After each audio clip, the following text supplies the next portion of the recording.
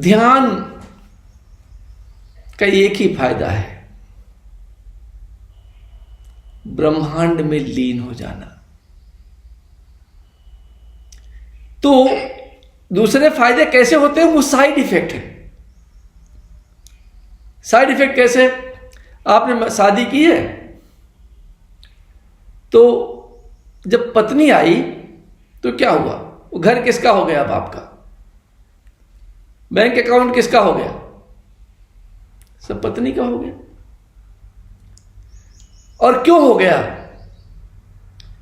क्योंकि आप दोनों एक दूसरे से जुड़ गए। उसकी मां भी आपकी हो गई, आप भी उसकी मां को मां कहने लगे, उसके पिताजी को आप पिताजी कहने लगे, आपके माता पिता को वो माता पिता कहने लगी। क्यों? क्योंकि वो जुड़ गए। जुड़ाव में इतनी ताकत है। तो जब आप ब्रह्मांड से जुड़ जाते हैं तो क्या होता है?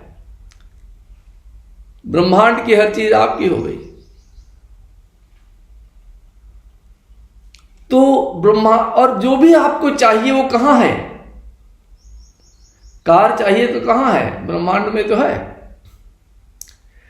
तो जैसे ही आप जुड़ते हैं ब्रह्मांड से, वैसे ही आपकी जो इच्छाएं हैं या तो वो समाप्त हो जाती हैं या पूर्ण हो जाती हैं। लेकिन ध्यान का उद्देश्य इच्छा की पूर्ति नहीं है। ध्यान का उद्देश्य ब्रह्मांड से जुड़ना है। जुड़ना ध्यान का उद्देश्य है। जब आप उससे एक हो जाएं, वो ध्यान है। ध्यान से केला नहीं मिलता, वो साइड इफेक्ट है। अगर आप केला प्राप्त करने के लिए ध्यान करेंगे तो मन हमेशा सदैव केले में ही लगा रहेगा। संपत्ति प्राप्त करने के लिए करेंगे तो संपत्ति में लगा रहेगा, ध्यान नहीं होगा।